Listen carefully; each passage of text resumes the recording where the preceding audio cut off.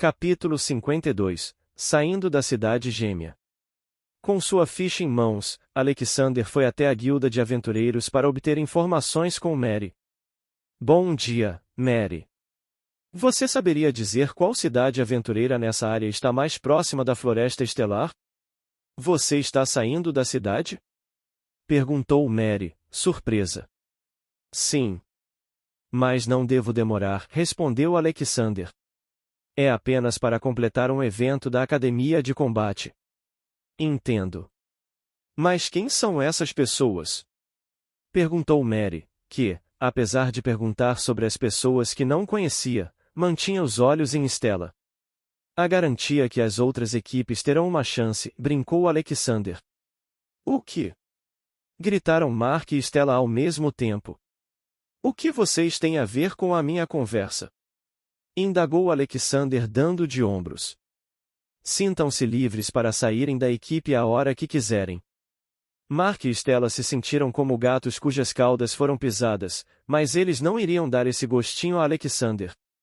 Eu vejo, sorriu Mary. A cidade que mais se encaixa na sua descrição é a cidade Martelo de Ferro.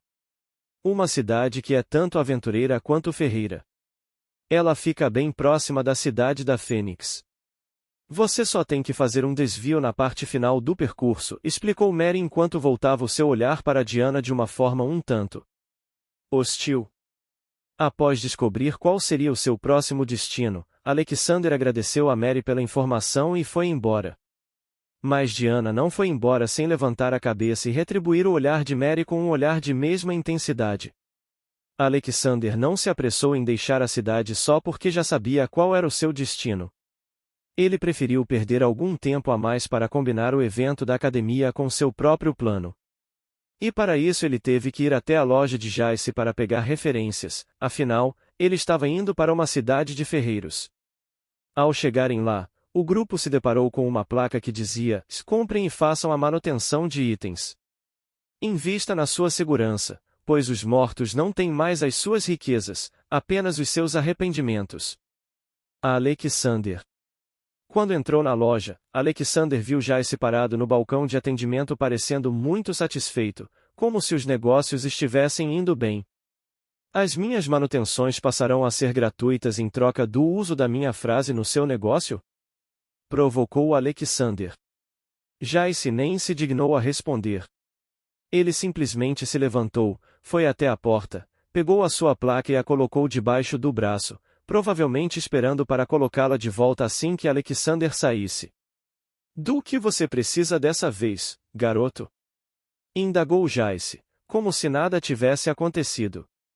Indicações e recomendações, respondeu Alexander. Estou indo para a cidade Martelo de Ferro e ouvi dizer que ela é um centro de ferreiros. Então quero saber se você tem alguma dica de quem devo procurar caso precise de algum serviço. Você está indo para a cidade Martelo de Ferro? Que ótima notícia! Disse Jace entusiasmado. Preciso muito mandar uma carta para o meu irmão que mora lá. Eu poderia contatá-lo com a comunicação da Guilda dos Aventureiros, disse Jace. Mas não nos falamos há muito tempo, eu prefiro uma carta, explicou ele. Interessante. Então também existe um meio de comunicação à distância neste mundo, pensou Alexander.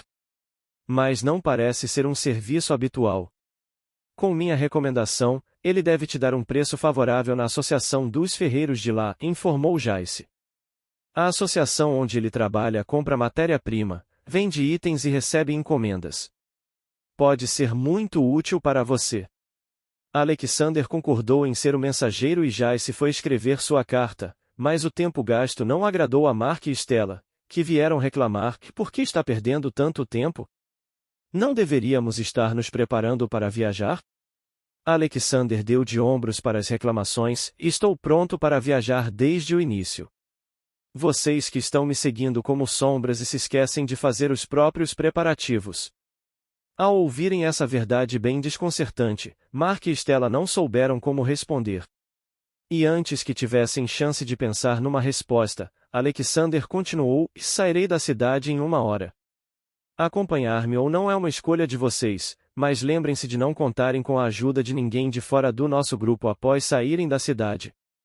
Mark ficou indignado com a atitude de Alexander, mas não fez nada porque viu Stella indo embora e a seguiu. Alexander suspirou exasperado ao vê-los partir, pois tudo o que ele queria era uma equipe que ouvisse os seus comandos. Um simples requisito que esses dois membros da sua equipe não se enquadram. Depois que Alexander e Diana esperaram por algum tempo, Jace voltou com sua carta. O nome do meu irmão é John, e deve ser bem fácil encontrá-lo.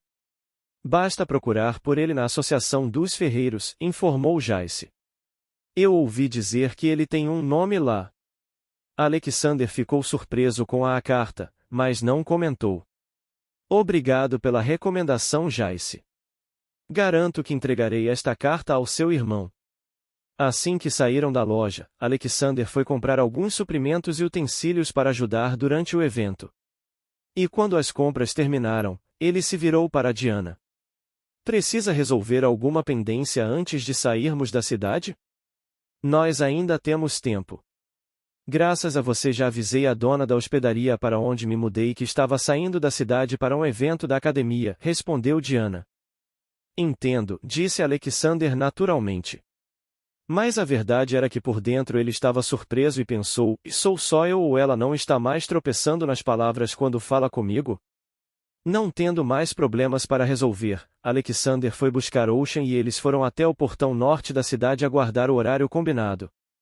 Mark e Stella apareceram totalmente equipados e a cavalo antes que o prazo terminasse, mas Mark estava agindo de forma completamente arrogante e pomposa, pois havia descoberto que Alexander era um plebeu. Ao vê-lo se comportar dessa maneira, Alexander agiu como se estivesse vendo o vento e só saiu no horário combinado com antecedência.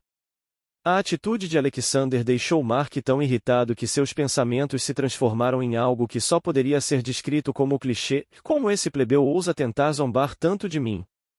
Ele só não perdeu o controle porque estava tentando agradar Stella, e fazer com que ela se saísse mal em um evento da academia não parecia um bom plano. Quando chegou a hora marcada, Alexander pediu a Ocean que levasse Diana em velocidade de caminhada e começou a caminhar ao lado delas. Ao ver os três finalmente se moverem, Mark e Stella também avançaram, mas Mark fez questão de impulsionar seu cavalo para frente e assumir a liderança. E com o passar do tempo, ele convenceu Stella a se juntar a ele na liderança. Aos poucos a dupla dinâmica se distanciou cada vez mais e Diana questionou Alexander: não deveríamos ir um pouco mais rápido para acompanhá-los? Ao ouvir essa pergunta, Alexander abriu um amplo sorriso cinza e perguntou de volta: o que você acha deles? O que você vê quando olha para eles? Diana pensou um pouco, mas não conseguiu encontrar uma resposta. Ao vê-la sem resposta, Alexander deu sua própria opinião: na minha opinião, eles são um problema. Mas um problema útil. Como assim? O sorriso de Alexander escureceu ainda mais, parecendo um pouco sádico, e ele respondeu calmamente: os bandidos costumam agir em emboscadas. Mas como eles vão na nossa frente, não precisaremos nos preocupar muito com isso. Diana entendeu o que Alexander disse, mas não tentou dissuadi-lo de tal ideia, já que eram eles que procuravam problemas ao se afastarem. Após um bom tempo de viagem, a noite começou a cair.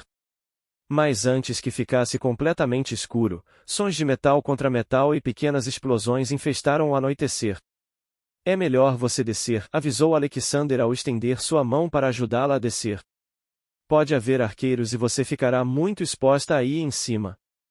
Assim que Diana saiu de cima de Ocean, o grupo continuou a avançar, mas com o cuidado redobrado.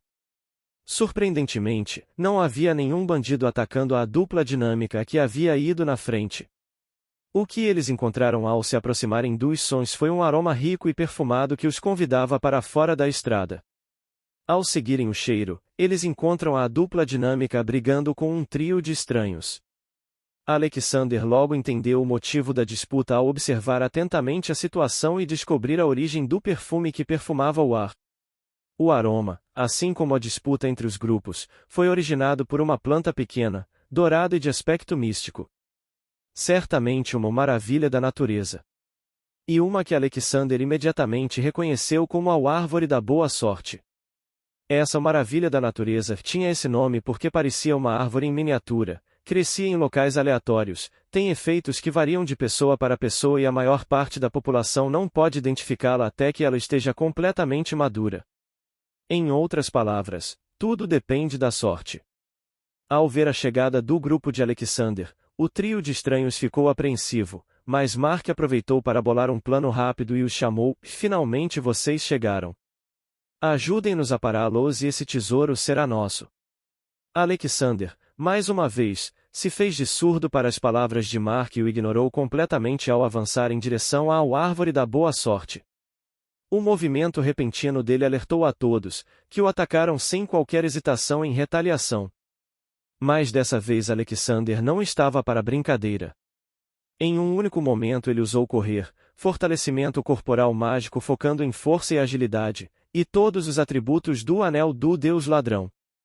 Com essa explosão de velocidade, Alexander não teve problemas em passar por todos, que haviam se afastado do tesouro para não o danificar com a luta, e guardou a árvore da boa sorte no seu anel depois de uma certa encenação. Tal façanha surpreendeu a todos, mas não foi suficiente para fazê-los desistir da planta. Todos ainda a queriam e apontaram para ele suas hostilidades. Todos têm o direito de lutar por uma maravilha da natureza enquanto ela ainda está na natureza. Mas essa já foi colhida por mim, avisou Alexander com tom mortalmente gélido. E aqueles que tentam me roubar devem estar preparados para arcar com as consequências.